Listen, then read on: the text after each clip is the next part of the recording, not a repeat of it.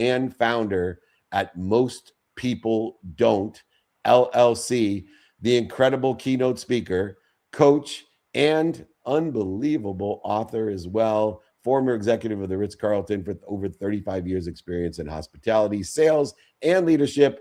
Let's welcome to episode 866 or so of Made from Mistakes Office Hours, the incredible Bart Berkey. Welcome to Office Hours.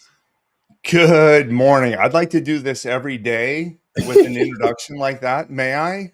Yeah, but I'd like to just record this motherfucker and post it. All right, let's get this do it. party started. I'm streaming it live, and I'm digging the beer there, David Meltzer. I know. I sometimes on Monday morning, I brush my teeth and I hold off because I do so much early, and I shower later in the day, especially when I'm speaking on Tuesday. Then I don't have to shave on the road.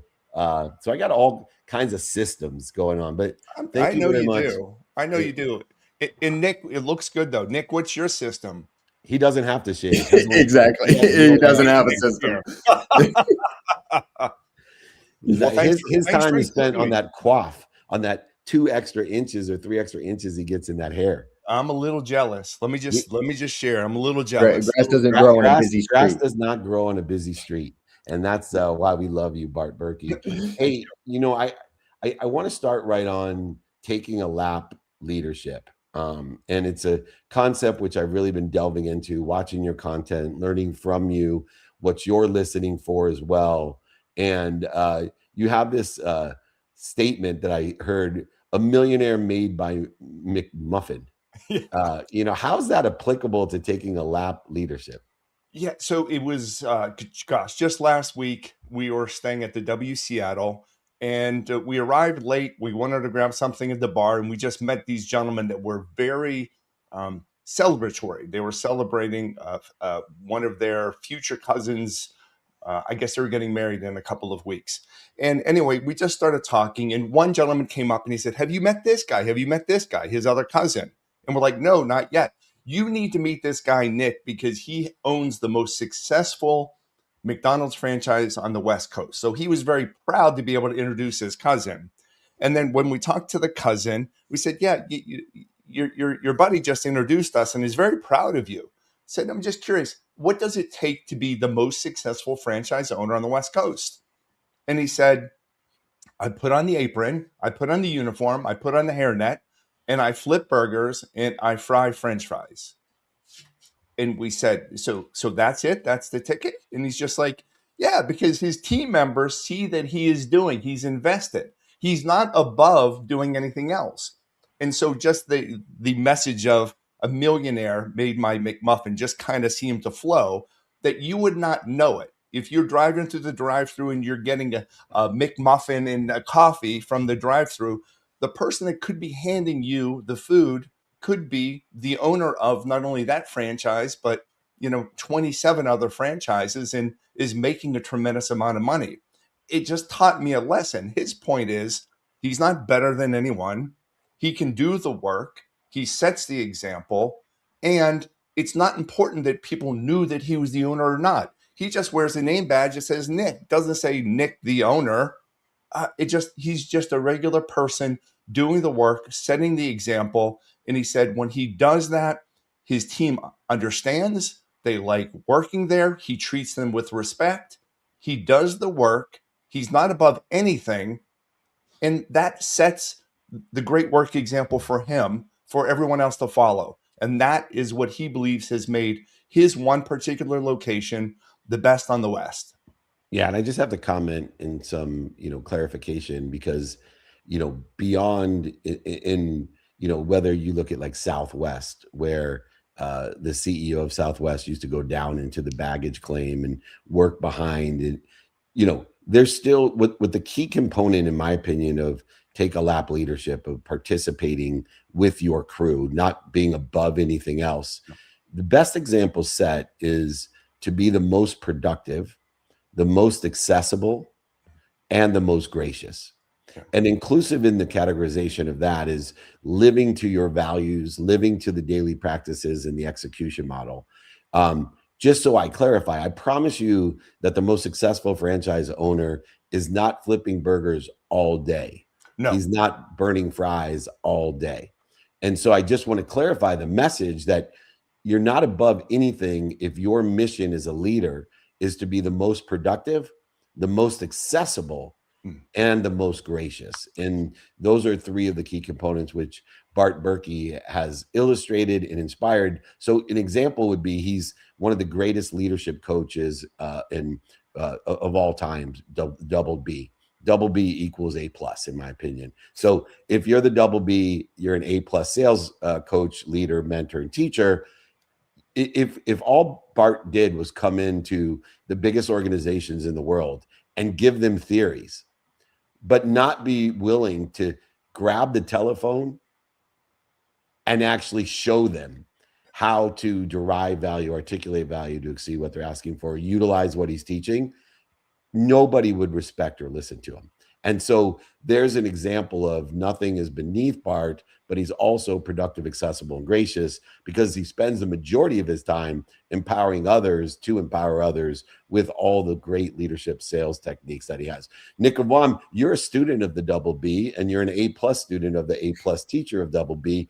What are you thinking with that beautiful Dudley Do-Right smile? Well, I'm thinking that it is such a pleasure and an honor to be here with you gentlemen this morning. No better way to start the week. And Bart, I know one of the principles that you are very grounded in is that people are not broken. They're just overwhelmed, unheard, or unsupported. And with working with the numerous different executives and entrepreneurs all across the globe that you serve, one of the things that you help them with is the process of slowing down. And being a high performer myself, that's one of the things that I struggle with. So can you take us through that process of specifically slowing down and how you get them to really reconnect, not just with themselves, but with their teams, and then take, the most meaningful step forward from there? Yeah. Slowing down. Wow. Great, Nick. Thank you. Slowing down, it reminds me when we're going about take a lap leadership or the millionaire serve my McMuffin, there was a video of a principal, and the principal was dealing with some very, very bad kids at an elementary school. And instead of, and this relates to what David just said, instead of just sitting in his office and making policy and yelling at bad kids and calling parents, he decided that he was going to put his desk on one of those little AV carts, like a little mobile cart, his laptop. And he had a sign, Principal Johnson or whatever his name was, and he walked through the hallways to be connected with everybody. Walked through the hallways. So it wasn't the principal is a bad person that hides behind this desk, behind this office. The principal was someone that was there, that saw the teachers, that the teachers needed him. He was in the hallway. If the students needed him, he was in the hallway. But the element of taking the pause and taking the breath, I believe is this. If you're a leader or if you're a very busy person, it's taking the moment to be where your feet are. Just be where your feet are. If I'm presenting to a group, I intentionally don't look at my emails earlier that day, whether that's good for productivity or not, but I don't want anything to distract me for when I am with you. And that's the same thing, Nick. When you're busy during the day, be where your feet are. There's things to think about that you need to get done. There's things to think about what you've already accomplished. But if you just take a deep breath and you are where your feet are, take a moment and look around. Take a moment, take a deep breath. Take a moment, pat yourself on the back. Tell yourself that you're doing a great job because you are. Just breathe. And I heard this definition the other day, that breath is the time between reaction and response. Something happens. Well, let me tell you what my response might be for that instead of immediately happening. So be where your feet are, take a breath, take a pause, enjoy where you are, and be the best version of yourself. I think David Meltzer says something like that. Yeah, it's funny because I was thinking about the thread that I put up, which was very similar to that, which was wisdom lives between impulse and response. Oh, yes. Yeah, and very similar. And to that measure, your brand is built on most people don't. And all of the subcategorizations of all the great lessons and stories that you have in order to facilitate, which means to make easy, great progress towards people's potential and businesses' potential, underlying blends of emotional intelligence, storytelling, real world application, which is to me a differentiator of what you do better than the 19-year-old life coaches out there to get better, do better by doing what most people don't. What is the one thing that you do that most people don't? I believe I pay as much attention to everything that is going on around me. I just interviewed a gentleman that I actually went to high school with, reconnected after 40 years. He was retired police officer at Cleveland Police Department and also a former negotiator. And he was telling me that when he goes to a restaurant, he was at Navy CB, again, Cleveland Police Department for 27 years. He said that whenever he goes to a restaurant, he cannot relax anymore because when he sits down, he is looking at the door and he is looking for threats everywhere. And not that it is similar to what I do, but I think because of my background in hospitality, I am always looking up and out. I don't bury myself in my phone. If I'm up and out, I'm looking at other people. I'm observing other people. I'm noticing, I'm anticipating, and I'm over delivering on how can I help someone that perhaps needs help. We just went out to coffee over the weekend with our son. And this coffee shop upstairs was so super busy. And there was only one young lady that was covering all the tables, cleaning all the tables, bussing all the tables, and trying to help people sit down. And a lot of people were rude to her and acted like she was non-existent.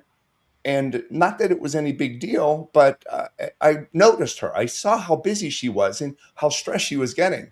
So I pulled a $5 bill out of my pocket and I said, excuse me.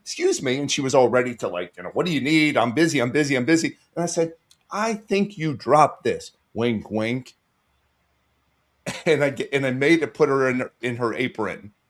And just by that little gesture, it brightened up her whole day. And you could just tell, I really appreciate that.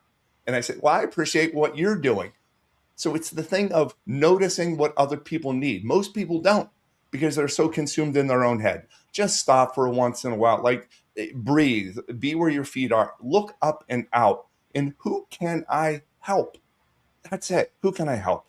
Yeah, Most Nick people don't does. do that. Nick does an extraordinary job with that, and I can tell you, I've been in those situations, and so proud of Nick, who's not only doing things like giving money, but telling other people to appreciate people like that at all of our events, and even more, starting to bust tables himself, which is, to me, I'm like, let's do this together.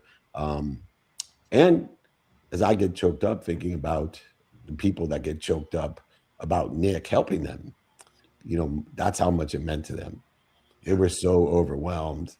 And I remember specifically an event we had a few weeks ago where the people in Chicago literally were in tears because Nick had not only been so gracious working with them, but told everybody to take the time. And they're like, nobody's ever done that before to us. And it is what most people don't do. For me, mine's just non-negotiable behavior. I don't think most people don't have 12 hours of their day, including sleep, dedicated no matter what the circumstances are, that they get the most important things done: their sleep, their health, their family, their faith, their finance, the study of time and study relativity. Most people don't do that. And I wish they would, because man, life changes dramatically. The results are exponential when you understand non-negotiable behavior. But nonetheless, our But time is up. and that's what you're teaching too. That's what you're teaching. So you're teaching. And can I share one last compliment to Nick? Please. And so first time I met Nick, you made me feel welcome and seen and valued and appreciated. And it was only the first time. And it was like long lost cousins or brothers. I mean, you made me feel that way. I had to grow a beard out of respect for you. Yeah, Yeah. So Nick, please know that you are valued from that lens. Next time you have me on, I'm going to go all out about how what other things that David Meltzer does that most people don't do. But No, right no, now it's about Nick. I did dye my beard gray, so you felt comfortable with me like a cousin. But more importantly, I also want to shout out to my daughter, who was wise enough to attract someone like the double B A plus into our lives, and just with her beautiful intelligence, emotional intelligence, and wisdom, just making Bart encouraged that he would be part of our neighborhood and family, and had to at least reach out to me. And she was so excited for me to meet Bart, and I knew immediately why. And she is very particular in who she recommends to me. So you are in a very small group of people that have passed the MIA test as well, and the NIC test. Double B equals A plus. If you want to learn more about, most people don't. If you want to learn about Take a Lap leadership, if you want the best keynote speaker, best-selling author, executive leadership coach, mentor, and teacher, please reach out to my friend, Bart Berkey. He is incredible. That means incredible. bartaberkey.com. Is that correct? Yeah, or most people don't.com is easy. Yeah, that's easy. Everything goes to the same place. Most people don't.com is probably easy to remember. And thank you both, gentlemen. Thank you. I'm going off of my notes because I can't remember everybody's website. So I'll make sure we change that, because you're going to be a frequent flyer on our shows as a co-host, speaker, fireside chatter, panelist, and as well as a guest. Bart Berkey, most people don't. Thank you so much. Bart at mostpeopledon't.com. If you want to email him, he's productive, he's accessible, and he's certainly gracious. We love you, Bart. Thanks for joining us. Thank you. Love you guys. Thank you. You got Bart. It. All right. We always got great friends on the show. What's your takeaway of the day, Mr. Nick of WAM? Incredible. Yes. Bart blew us away. And my takeaway of the day is going to be his definition of breath, which is breath is the lapse of time between reaction and response. I thought that there was, what a beautiful poetic way of talking about that relationship between react and response, which I remember we remember when we were in Colorado and Denver, we were doing the Well-Oiled Machine podcast in that little nook, and we look at each other and we go, oh yeah, the only reaction you're supposed to have is to stop. So then it empowers you to have the proper response. I still remember that as one of our golden nuggets from our shows, but breath is the lapse of time between reaction and response. That's my takeaway of the day. And so is wisdom that comes from that breath. And remember that music exists as the space between the notes, is another analogous way of looking at that. My takeaway is my oldie but goodie, which is thinking of Mia to Bart, you to Bart, Bart to me. Be kind to your future self and do good deeds. You can see how the dopamine, the oxytocin, the serotonin, and the endorphins were released when we started to share the lessons and the stories of Mia, Bart, and Nick. And so I want to reiterate to everyone, be kind to your future self and do good deeds. We're going to be at the Professional Athlete Community. I'm blessed to be on the board of advisors there. We'll be in Phoenix. I love you, Julie. We'll see you later. Then the best Masters Mastermind we've ever done. Come down to Augusta. Email Nick at dmeltzer.com. Nick at dmeltzer.com. Then the Aspire Business Tour in Phoenix. Absolutely a must attend with Gary Vee and me. Come and see us. They're in Phoenix, Arizona. David at dmeltzer.com or Nick at dmeltzer. Then a content mastermind in LA. We're going to rock and roll with the best content providers and teach you how to build your community, how to know what to do to build your community. And then finally, back to New York, Long Island, and Manhattan. We're rocking and rolling. Come and meet us. It's a car wash, meetups, holding courts, interviews, and VIP dinners at all of these. You just got to reach out to Nick at dmeltzer.com or David at dmeltzer.com. He's the Nick of WAM. He's a well-oiled machine. This is the Made from Mistakes podcast, Office Hours, episode 866 or so. Anyway, Nick, I'm going to let you close out this show. Thank you for being an incredible co-host. Oh my goodness, it's such a pleasure as always. And my final reminder to everybody is to make sure you get your copy of Don't Do Business with Dicks, Amazon, Barnes & Noble, dmeltzer.com/book, wherever you get your books. And once you do, email David so he can send you the rest of his books completely for free. Sending you a copy, signing a copy, and even paying for shipping, ladies and gentlemen. That is David at dmeltzer.com. And as we wrap up today's show, we want to close out by reminding everybody to continue to be more interested than interesting. To repeat my takeaway, be kind to your future self and do good deeds. Hit it, Gigi.